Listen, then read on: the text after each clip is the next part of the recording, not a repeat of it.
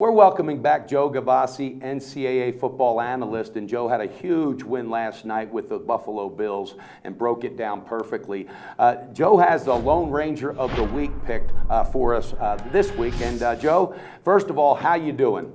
Doing great. Good to be with you, the SBR video team, and of course, all you guys out there as we head into another highly successful NFL weekend. Joe, you seem like the type that you don't tip your own hat when you win and you don't get too down when you lose, and I like that. What do you think about that game last night that you just nailed? Well, everybody has a winner, everybody has a loser. We got on the right side of that one. That's behind us. We got to look ahead to the Sunday games. I've been doing this for 13,000 consecutive game days since 1979, so you're right. One day at a time is the way to do it. There you go. I like that attitude. And the Lone Ranger pick of the week for Joe this week's the Detroit Lions. Joe, I love the way you break your things down, and I absolutely can't agree with this one. I just think Detroit is a mess. That coach has got to go. Calvin Johnson's now playing the attitude of like a Dwight Howard in basketball. I'll show up and play when I want to. Stafford, he just doesn't care anymore, and that team has literally tossed in the white flag.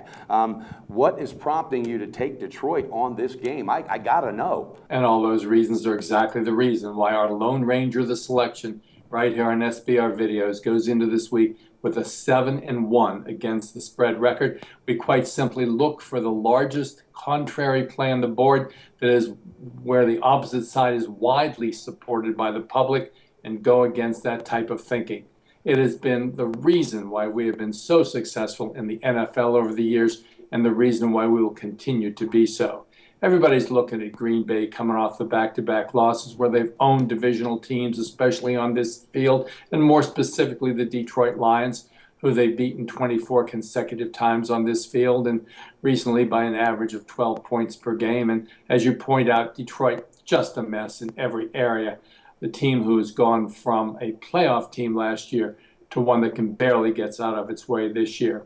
There's little you can say about the contrary player this week other than, for the 9th consecutive week, I invite you to join me, the Lone Ranger, in the winner's circle as we go 8-1 on the contrary plays of the week. Yeah, you can't absolutely. I mean, those statistics are fantastic, and my hat is off to you on that. That is fantastic. And you know what? As you're breaking this down, and I'm just going to tell you, I'm starting to swing your way. I'm starting to rethink this because when I first saw that, I said to myself, "Oh God."